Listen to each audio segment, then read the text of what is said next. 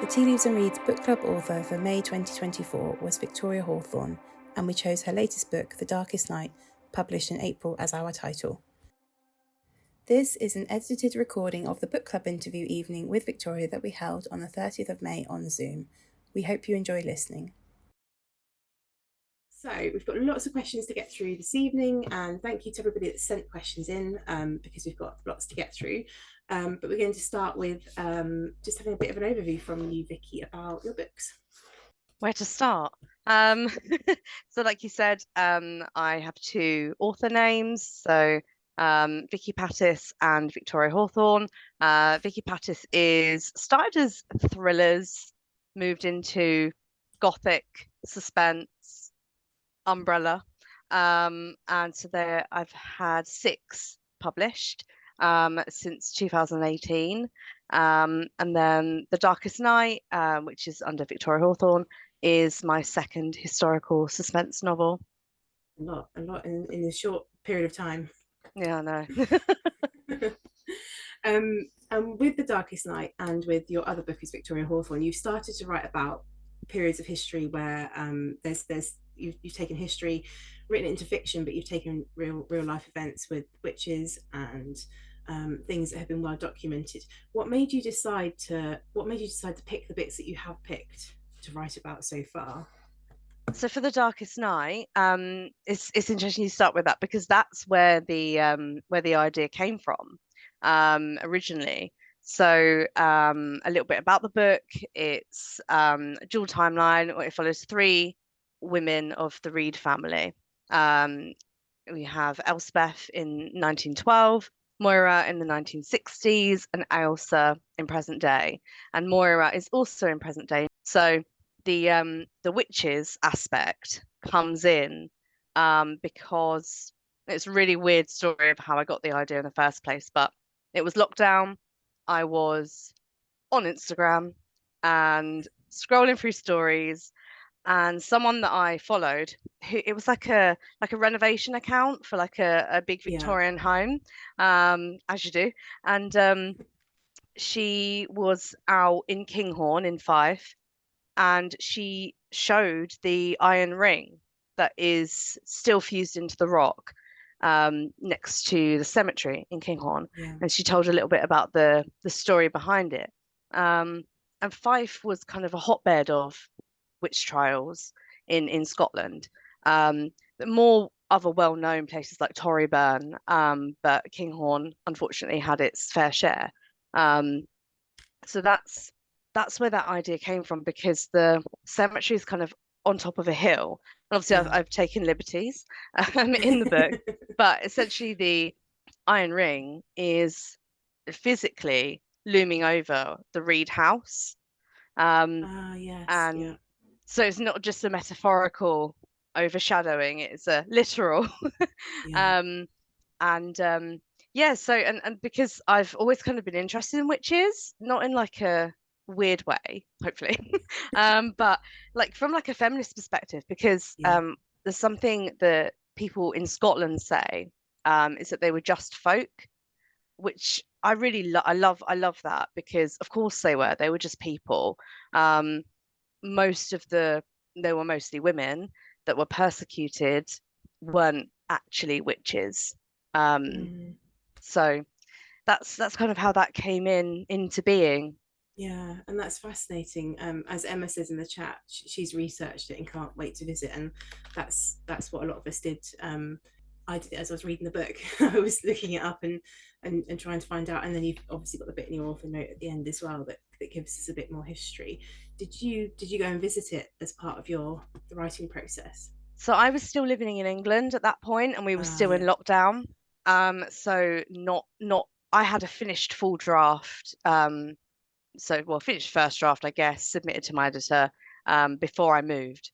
And then obviously when we moved to Scotland, we were still kind of in and out of lockdowns, and at one point it gets a bit messy, but at one point Scotland was more strict than England was. So I didn't go then. I've gone through it. You can go through it on the train. So where I am in Aberdeenshire, if I'm coming down to Edinburgh, yeah, you go through it and through Burnt Island and then um, across the Firth of Forth.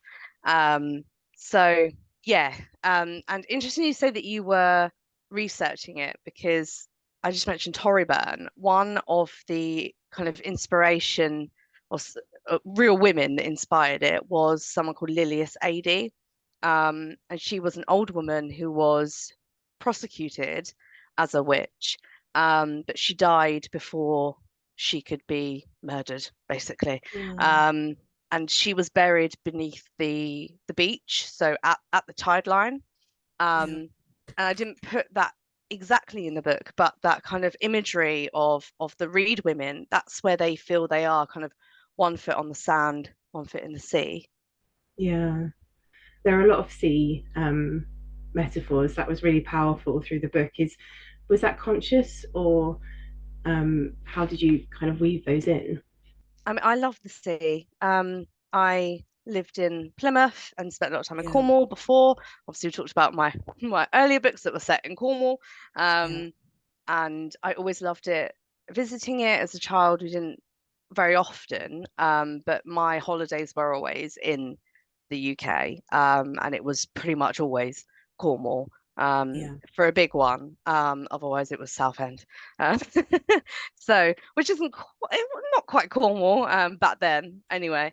Um, but yeah, I've always loved the sea and feel really drawn to it. And I think Aberdeen, Aberdeen gets a lot of bad rep, um, but it reminds me of Plymouth, which I love. mm, Um, and yeah, I just feel really at home. Just there's I don't know if many people are local to me, but as you're driving into Aberdeen, you come up over the hill and you can see the sea beyond the city, and it looks like kind of these big ships just floating in midair. It's just a glimpse, but yeah, I just yeah, love it. And I know I'm going to preempt one of your questions just because it fits here, but you asked about the saying salt upon salt, yeah, which I put a few times, and yeah. that is on purpose. It's because, salt is blood, sweat, tears, sea. Um, so that's kind of how that imagery Ah, is yes, brought yeah, in. Yeah. yeah, yeah. We picked up on that, and that's a really nice phrase to sort of put through the book, isn't it? You've done that with a few different things. Um, yeah, I love that.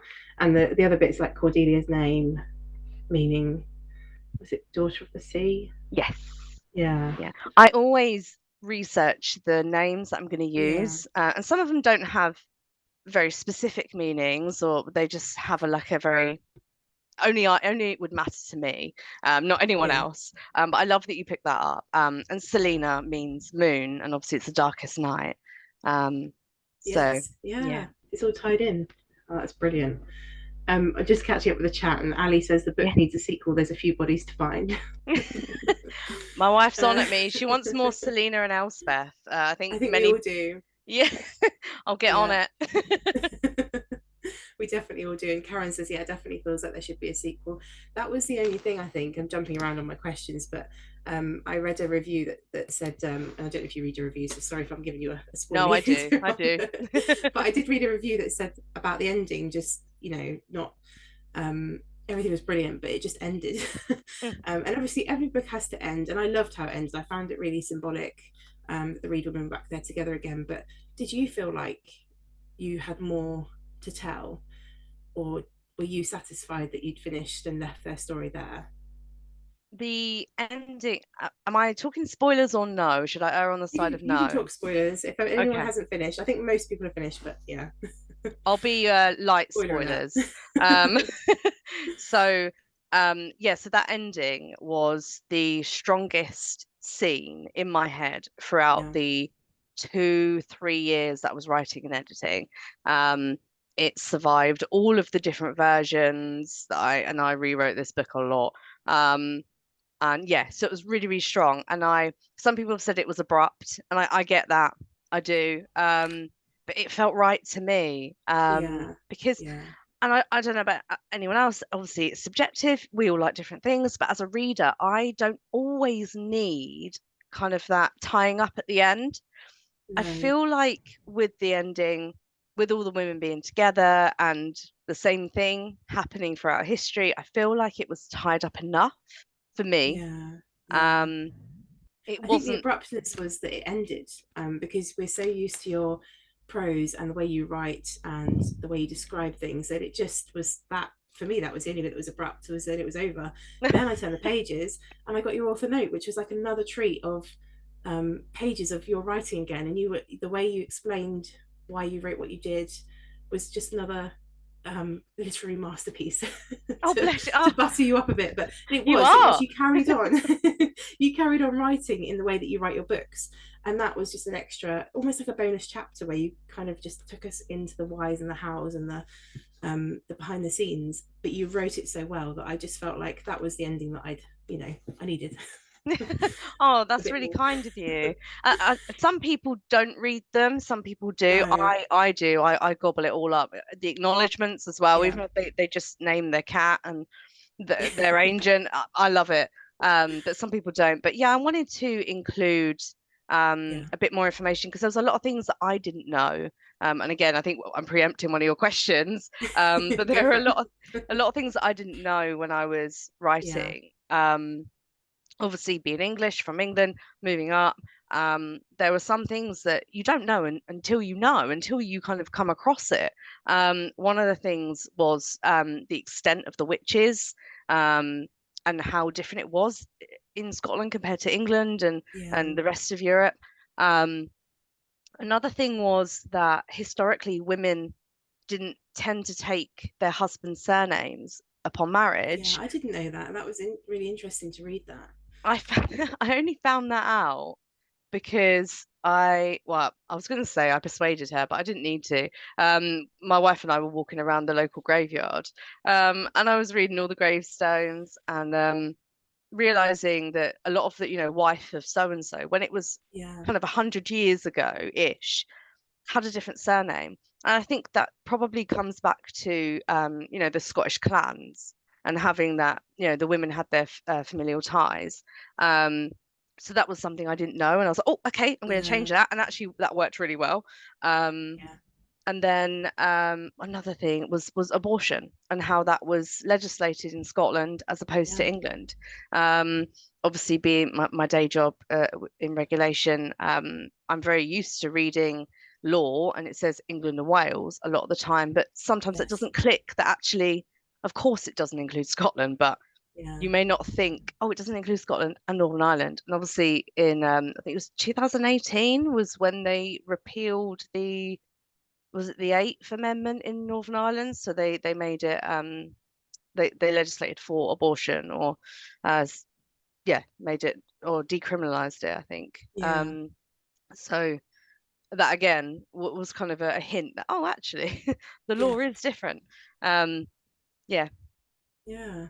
And just throwing another question in there because you've talked about this before, and it reminded me when you said you're walking around the graveyard, but you you bring a lot of your life into your books and your personal, and we'll talk about the bits and pieces you've brought in, the themes you've brought in from your own life, but you also have talked about previously bringing in scenes or things you've done with your wife. I think it was a walk you were doing, or something you were doing in Yes. Cornwall, Good and you brought it memory. in. Yeah, yeah, Yeah. yeah. So did you do anything for this book? Have you brought anything in that you've kind of from reality? Oh, most definitely there's influences. There's also a poem that's on my memory now. I believe it's on Selina's grave. It's been a long time since I read it. But Ailsa reads it, and it's a poem that my wife and I have on something, personal. Yeah. Um, Yeah. so I put that in. Um, Oh, that's lovely. yeah, yeah, and I'd forgotten about it because, like I said, it was so long ago. I think a lot of people don't realize how slow publishing can be sometimes. Yeah. Um, and yeah, I think I finished editing this well over a year ago. So yeah, um, and yeah, so I'd forgotten, and then she mentioned it. She, oh, she's got that part. I was like, oh yeah, oh, I have been romantic. Yeah, that was deliberate. Of course. Yeah. Karen says, "Did your dog appear?" I'm sure there was a golden retriever. That was in the Halligan. previous. Yeah. Yeah, yeah, Yeah, no Yeah, dogs in this one. I couldn't make it work. There's too many deaths that yeah. There was a lot of death, surprising amount of death, and murder. Did you surprising just? for me, or Yeah, I think so, because there is always that suspense, isn't there, with your books, especially your Victoria Hawthorne books. But I think I was surprised at that you just kept going with the murdering. You kill really were another taking the one? men out. Of course, Get rid of the men. of course. Becoming your trademark. I know. I said that last night at a library talk that I did. I said, "Oh, I just love killing men," and realised what I'd said. Yeah, there was definitely a lot, but that was there was so much in this book, and for a thin-ish book, it probably doesn't feel like that when you're writing it, but it's not a hefty, big book. It's a good 400 odd. We had it in the quiz on Tuesday, but I've forgotten. 400 odd pages, Oh, but I don't there's know. so much packed in. Really, yeah, a lot packed in. A lot of bodies, a lot of themes, a lot of things to unravel. So it was, yeah, incredible to have that and to talk about that. It's a really good book club book, I think, I'm to glad. pick apart. um, and Ali in the chat says, "How long did the book take to write?" Oh God. Oh, write the first draft. It took, I'm gonna say, about 18 months minimum, which is quite slow for me. Because when I was doing the thrillers, I was on quite tight deadlines. I'd have to write a book in like 6 months, and that's doing it Yeah, part time. Um, well, 1/5 of the week. Like, I think I dropped a day just as I was ramping up, so that was thank God because I couldn't have done that in evenings and stuff. yeah, Um, so yeah, so this one, 18 months about for a first draft. I was moving house as well. We're in the pandemic. yeah. Um, and then yeah, we were editing for probably another 18 months, I would say. Maybe a year. Um, because I sat on this cover for probably close to about 9 months. Okay. Um, so yeah, things were always kind of ticking away in the background. I think at that point we were doing the final proof reading. So yeah, a bloody long time. Too long. Is it your favorite cover? Because it feels Mm. very you and very that it feels very Victoria Hawthorne. It's like your style, isn't it? I love it. I'm Yeah. actually so this is the second cover. We did have one before, and it was more in the vein of House at Heligan. But it was the house, the Reed house, on the rocks, with the sea, and it was beautiful. But it was giving more like Ellie Griffiths, and I was like, Yeah. she's great, but I'm not her. So we had to go back to the drawing board, and yeah, and they came up with this, and it was more than I could have ever wished for. And some of the, because my editor was like, "What kind of flowers do you want?" What I was like, "I don't bloody know. What, what do you mean? What kind of flowers?" And I went out into the garden, and it was about January and February, and we had maybe March. We had snowdrops, Yeah. and the little yellow ones that are on the cover. Those are taken from my garden, basically. Wow. So I actually had more input than I've ever had, and probably won't ever have again, Yeah. into this cover. So yeah, it is my favorite. But it's nice to have that input, isn't it? It's good to have that. Yeah, I mean, I'm not a cover designer. I'm not the marketer. That's their role. But I did feel very listened to, and Yeah. it felt, yeah, collaborative. And Joe says, "Were the plants linked to witchcraft?" But you picked them on the.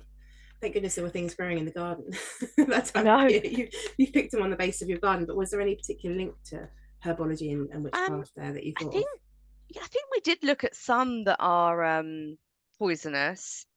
But Mm, because of when it's set, obviously, for the present day, it's December. Um, yeah. we kind of went for more wintry garden, I suppose. And yeah, it was winter. It was a bit later, obviously, and up here, we often get snow in April.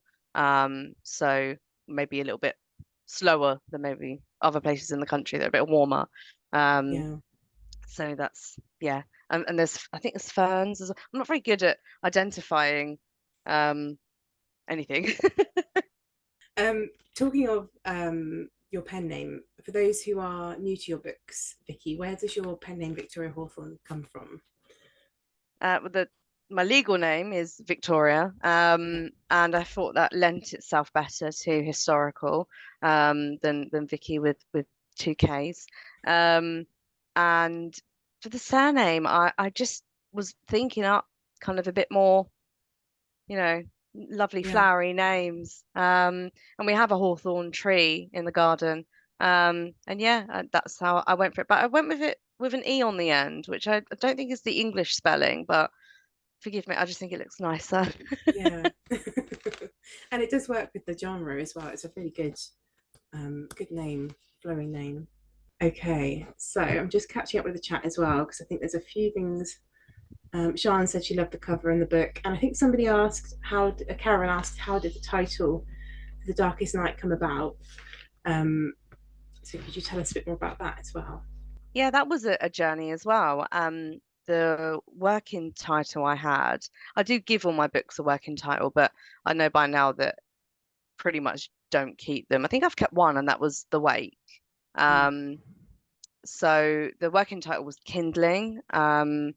And yeah, I just had this like 2 hour session with my editor trying to come up with the book title, and it was hard. It was hard to write the blurb for as well because trying to bring all the strands together Yeah, without giving going too far in, yeah, it was difficult. So yeah, I think it's a tagline I use. They don't use it, the publisher. But a tagline I use is the darkest night of their lives. yeah, And I think that's how it kind of came about, was the line of thinking, that they've all got to go through the darkest night, each of them. It's getting a bit dark yeah. in here, so I apologize if I look a bit No, weird. it's fine on this side. But yeah, fits in with the title. Darkest Night is creeping in up in Scotland. Mm, Um, it's meant to be summer okay. here, meant to have the long I know. days. I know. Yeah, it's definitely missing, isn't it? So moving on to Selena, and I think this is one of the biggest Yes. topics of the book. Can you tell us a bit more about Selena's disability and your personal experiences, and how you've related this to the book as well? Yeah, so I know William pronounced it Perths, which I have heard. Um, I've also heard Perthes and Perthes. I'm going to go with Perthes. That seems to be the most common pronunciation of it. Um, so that's what she has is Perthes disease. And no, honestly, I think the people that seem to know the most about it are vets because dogs can get it. Um, Oh, okay. so yeah, and whenever I mention my perfies, they say, "Oh, you've got perfs." I'm like, "Oh, okay." So yeah, The Wikipedia um, version. yeah. You must be a Wikipedia vet. I hope not. Um, so yeah, so she has Pepys disease, which is, in brief, a hip condition.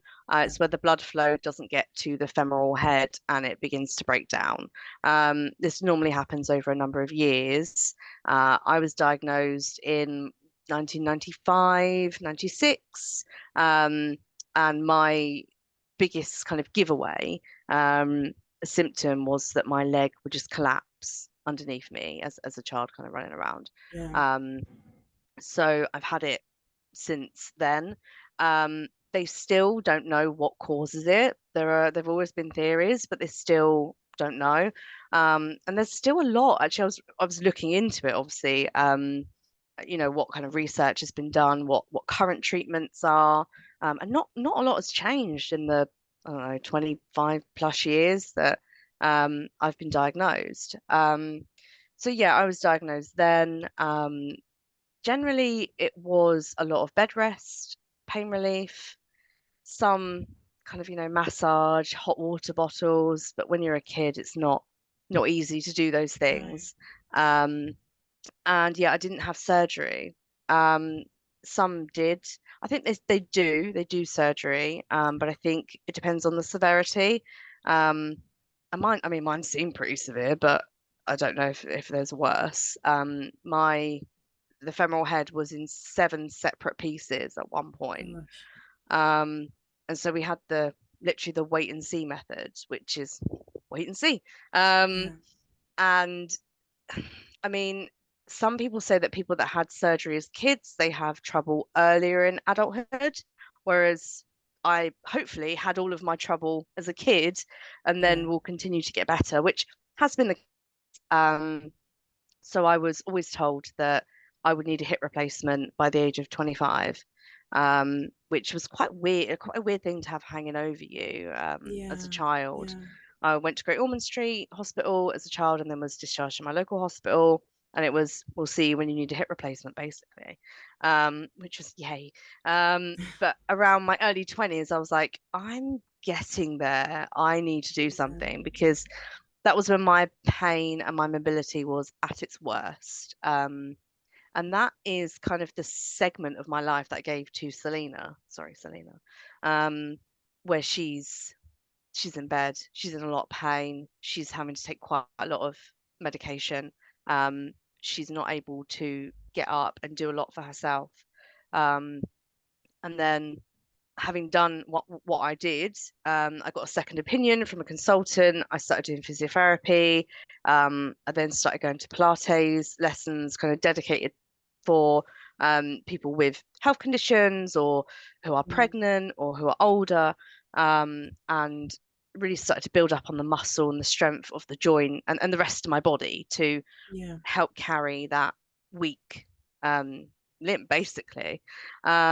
So that is then what Selena does. So Yeah. obviously it's a bit more basic. I had to be a bit more wary of the time period, what was available to Elspeth and to Selena.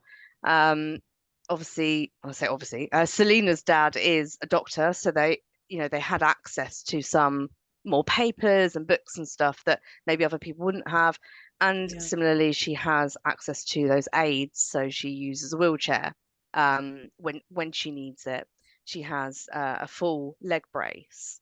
Yeah. Um, because in 1912 she's in her early 20s, so she has never really had proper care for it. She had care, but she doesn't even have a diagnosis because, oh, from memory, it was discovered in 1897 in Germany, I think. Yeah. And then, but it wasn't given its name. Its full name is Leg Calve Perthes, after the three doctors, which is weird that they're called Leg and Calve, but um, three It doctors fits. that, so weird, isn't it? Um, yeah, so that the people that discovered it Yeah. in 1910. So she's too old to really benefit from a diagnosis. But I still gave her the same treatment that I used and still use. And that's I think it's fascinating as well that you obviously didn't give the name to it because of the time period and everything, but also you could have been talking about any number of chronic conditions, physical disabilities that people could relate to as they read the book, and that kind of made it definitely more relatable, I think, to more people, um, with the things that she struggles with, which was it was fascinating to read that and to have your own experiences put in there. That's true. Yeah, it is a bit more universal. Yeah. Like her father has one theory that it could have been because of tuberculosis, which was a theory at the time. And I'm not a doctor, I'm not medically trained, so I don't want to go too deep into it. But yeah, and I do hope people can, well, I don't hope people can relate to it because obviously that means that you have a health condition, but many of us do. Mm. So it's important, I think, to see ourselves reflected back from fiction. Yeah, definitely. And I've talked about that before, with romantic fiction as well, in that we're seeing a broader range of characters and descriptors and conditions and people, and to see yourself in any kind of fiction is incredible. But to start seeing that come through in historical suspense, as a genre is also, I think, it's a bit of a landmark, really, because there's not loads of books out there where that's happening. It's a bit of a rarity still, and it shouldn't Yeah, be. I think you see some maybe more obvious representation, Yeah. m men who've maybe gone to war or people who have suffered losing limbs and things like that. But it's interesting that there's this discussion about why we don't tend to write about pandemics, because um the Spanish flu is kind of doesn't exist in a lot of fiction, and similar Mm. to COVID, and obviously that had long term impacts, and as does COVID. So um, I personally, I know people want to go into fiction to escape. It's perfectly valid, Yeah. but also I I think they think also go into fiction to learn, don't they? that's it. I Yeah, definitely go to learn from a book as well as to escape. And that's crucial. If you start omitting those bits of history, we're just going to think it was all sunshine and lollipops and happy times. exactly. And I think, being a disabled writer, being a queer writer, I think is really important to make sure that our stories are also told. There are Yeah, many, many romances with heterosexual. And I've written that, and I wrote that in this one. Moira and Rupert are yeah, a love story. But so are Selena and Elspeth. And I yeah, really wanted to make sure I got that in as well. And I'm very fortunate that I had the space to yeah, write about both of those topics in this book. yeah. You definitely give them both good airtime as well, which is always crucial, isn't it? And sometimes that can be lost at the editing stage, and depending on what publishers think is relevant at the time of the book coming out and what people want to hear. But I also feel like with this one that you've moved on from probably your critics that say, why is there another homosexual relationship in the book? Do you remember that from we talked about that last time, didn't we? I Someone do. said, why is there another couple that's the same sex couple? Why do we have to keep having it? I feel like that we're in a time where that's not so jarring to people to read about now, and that's something to be celebrated because authors are able to get those things into books without it being such a shocker, and it's just natural, and that's how it should be. These health conditions, these ways of living, the choices people make should just be able to be smoothly written into a book and absorbed by us as readers without us complaining too much. I think that's it. I mean, you're right. And I think, no one would say, oh, why have you got, Moira and Rupert? Why are they together? Of course they're together. Exactly. Um, the only Yeah. difficulty is when you have a same-sex relationship, is when you need one of them to get pregnant in order to continue on the Yes. line. So when you're writing time slips, so that was yeah, a challenge. Yeah. um I think, and I do remember that review actually, and I believe the exact words were, why are there so many gays? Well, I was trying to be a bit yeah, but No, that no, is I love. exactly what it was, wasn't it? It was that. It was just, and I remember thinking, I just read this book and thought, it's just it's a book, and I was more interested in the house and the characters and the storyline. The same for this one. I think I took away the biggest thing I took away was Selena's representation and that from the book. It was great to see so much else, but I tend to kind of accept that because I read so much. But for others, it can be a bit, it makes them feel a bit like they're being force fed things. And I never feel that about your books. You're very natural at just not, putting things in there and just having a token disabled character or a token something different. It's just seamless. And that's really important as well, isn't it? Not just to tick boxes. I agree. I think because you do see a lot of bad representation where I think you shouldn't You have do. bothered, just don't bother. um Yeah.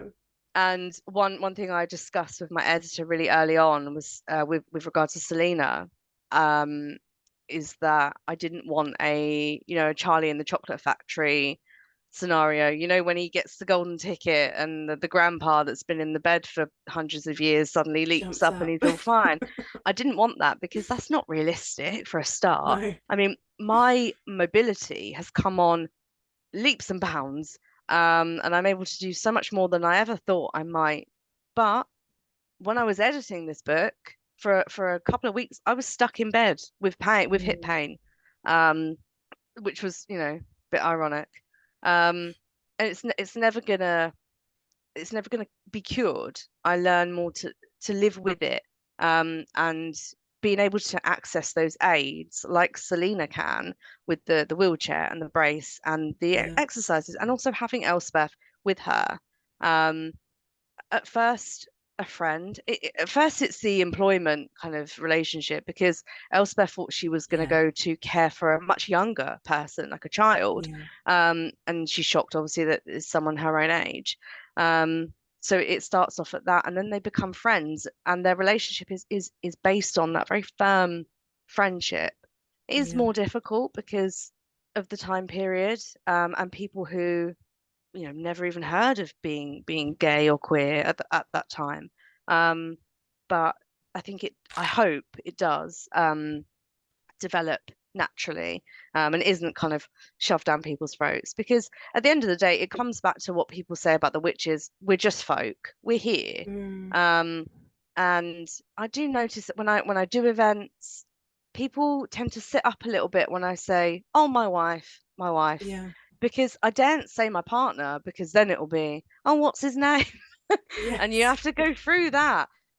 So I guess I do shove it, straight in their faces, just so there's no ambiguity. But if I mentioned, oh, my husband, no one would bat an eyelid. No, exactly. Um, but I do also Yeah. notice that some people sit up and take notice in that they are also queer, and same with disability, they Yes. feel more seen. And so that connection can be made even at something like a book event, that people might go, not expect to, just go and sit and listen and get your book signed, but actually that you come away with something, which I've done as a reader attending book events because I love attending them. So yeah, that's really it's one of the best things I think about being able to write these kinds of stories. I feel like you're the Jodie Picoult of historical suspense. She takes those topical issues and things that people don't like to write about or talk about, and she just whacks them out in a book. And I feel like you're doing that in this genre, in this space. High You'll be praise banned indeed. soon, and you'll be banned in a few US states soon as well. Yes. Uh, you'll know you've made it. Yeah, gosh. Yeah, but I do feel like that in a way. You're not frightened of putting things out there. And we know when we've got a book from Vikki Patis or Victoria Hawthorne that if there's something your publisher doesn't like, it's probably still in the book, and you've probably got it through. I hope so. Maybe you've I made a w few tweaks, but it's out there. You stick to your guns, and that's the important thing with writing and us reading it. I'm glad. I'm glad you think so. And I hope I can continue. And I do think things are getting better. There are many, because I think maybe we forget that publishing is made up of people, Yeah. of all different people. So your editor, your agent, your publicist, whatever, could be, from all walks of life. Um, and there's been a real call for own voice stories, Yeah. and Yeah. that's really been picking up. And I know there's still discrimination, and not as much access for particularly for people of color, that we have a lot more work to do. But um, if if I can make any difference, then I'm glad to be able to. And I'm smiling because we're talking about you making a difference through the themes that you write about, but also we're learning in the chat about the flowers on the cover of the book. Um, so Samantha says the yellow flowers on the cover they look like winter aconite, and they're poisonous when ingested by humans and can cause heart failure. So, and Karen says maybe the women should have used it when killing the men. So we're definitely going off on another learning curve from the book Oh, in the chat, I'm sure I which had is them in my garden, so I'll watch yes. out for them next year.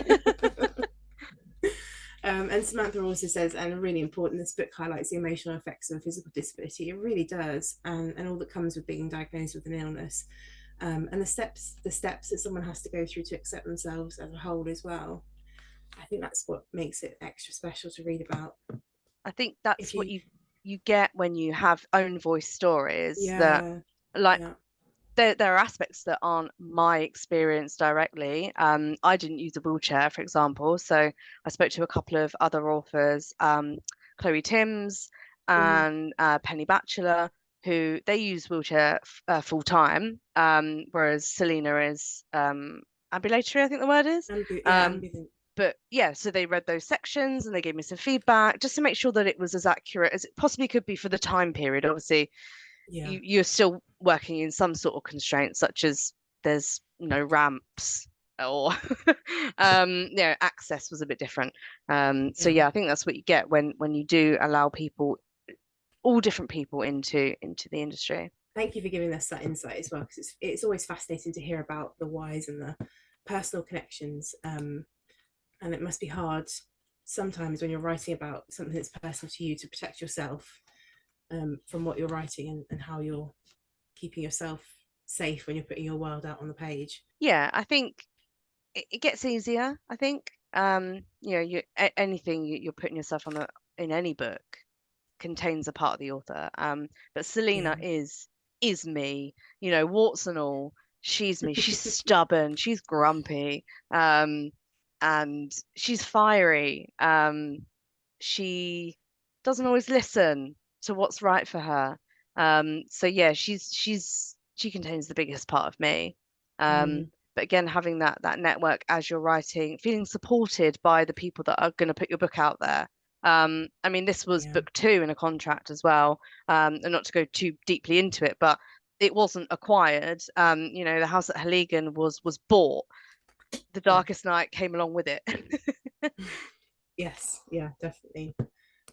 It makes it a bit more pressured as well, doesn't it, when you've got to bring that out, but equally a good passion project.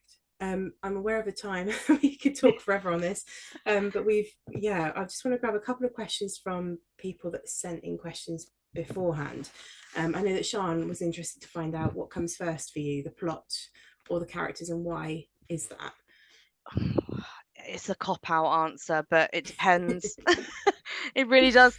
Depends what Instagram stories you're flicking Well, through. exactly. I mean, honestly, the amount of inspiration I get when I'm just rotting Yeah. on TikTok is amazing. Um, but I mean, obviously, we talked about this one. The house at Heligan was the inciting incident at the Yeah. beginning with Henry. That was what came first. And obviously the setting in a big house. Um, what else was it? The Girl Across the Street was similar. That was my second book. That came from the Insight and Incident. Actually, it came from really weird. I was just driving down where I used to live, and I saw some glass in the road. It looked like someone had just smashed up their headlight, and that was where Mm. that Insight and Incident comes from. 'Cause it starts with a car crash. And then the book came from there. So you just think absolutely Wow. bonkers sometimes where it comes from. Yeah. And Michelle says, were there any particular books that inspired you whilst you were writing this one? Yeah, so some writers choose to avoid books in Mm, the genre that they're writing.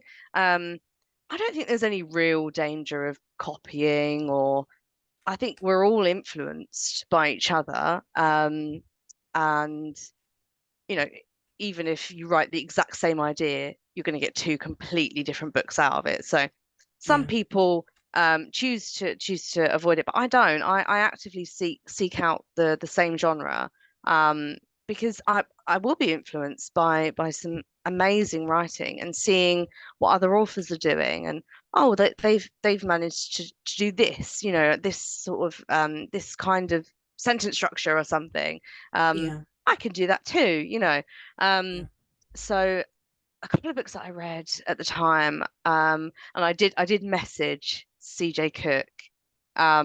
It was The Lighthouse Witches, and I said, Yeah. I absolutely swear to God, I'm already writing a book of Scottish witches. I swear to you. There's plenty of Um, Scottish witches to go around though. There's just so True. many stories you can unearth, isn't there? There's lots out there, but I definitely felt I definitely recommend CJ Cook's books if people are looking for if they're feeling a bit bereft now that this is over, and vice versa. I think they're so different, but you are so different to each other. But it's the bit we love. It's the storylines we love being brought to life through your writing. Um, the Lighthouse Witches was fabulous, Yeah, she's definitely. she's great. Another one was obviously Wayward, which Yes, I used as a comparison title, yeah, because of the structure was similar. Um, and yeah, there's a lot of similarities, but obviously the stories are completely different. yeah. And I think again that came out after I'd done the bulk of the writing, because it was, like I said, it was over 3 years, so lots and lots of books. But yeah, I'm always reading, and I do try to. I don't know, I enjoy it. I like being immersed completely. I'll watch similar shows and films and stuff as well. So Yeah. and yeah, you get little kernels of ideas from everywhere. And it's amazing that you were talking the other day, but you haven't read Practical Magic, Mm, but you've got that that kind of vibe going on. I thought, You definitely see, I thought definitely need Practical to read Magic that. was like kind of cozy. Oh no. No, is it not? Well, it's cozy until it's not. Okay, right. It's No, brilliant, absolutely I'm gonna brilliant, have but to. no, Yeah, not I pumpkin spice recognize cafe coziness. that's what I thought it was. Yeah. No, I'll have to put it No. on because there's a film, isn't there? Is it Nicole Yes. Kidman or so? I can't remember. Um, Yeah. yeah, I know. I can't believe that. And a few people have said that it's similar to Practical Magic, and I was like, oh, so I'll have to. We're rebuilding our DVD collection after we went completely like, streaming services, but now we're becoming grumpy old people. So we're oh, we've got 17 streaming services and you can't find the book the film on any of Yeah. them. So I'll buy the DVDs. So I'll put that in the basket. Good idea. And one final question. There are so many questions we could ask you, but the one most important one is, what's next for you? What can you tell us? Are there any little hints you can give us, or not yet? I feel like my answer is similar to the last time you asked me that, because I'm still working on the same damn book, but it has changed. So back then it was a contracted thriller, gothic thriller, and now as Vikki Patis, and now I've changed it to Victoria Hawthorne because it's a gothic suspense time slip again. Um, it's set in the Carbrach, which is not far from me, just on the Yeah. edge of the Cairngorms, and I'm pitching it as Jennifer's Body meets Carmilla in the Scottish Highlands. So it's gothic, sapphic, vampires, Ah, that sounds good. but not Twilight Um, vampires. They Different. are. It's a Scottish folklore, Oh and yeah, yeah, I hope I don't butcher the pronunciation, but the Bavon Sea, which are only women. Um, only women can become them, and yeah. they only hunt men. Perfect for me, Sounds- right? yeah, it sounds like a Victoria Hawthorne book. It does I would sound good say though. so. So yeah, Yeah, well, I'm we will still look forward working to on that. it. Yeah, no pressure, but we're ready. And that and a sequel to The Darkest Night would be great. I've got a short story idea, but I might people might not like it. I don't know. It's a bit Mm, sad, so I'll have a good ah, think. okay. Well, we are at an hour, so I'm going to say thank you so much, Vikki, for talking Thank to us you. again, for being part of the book club and for championing Tea Leaves and Reads. Thank you to everybody who sent in questions for this event, and thank you to Vikki for her time. Join us next month when we talk to Charlotte Butterfield, author of our June book club title, The Second Chance.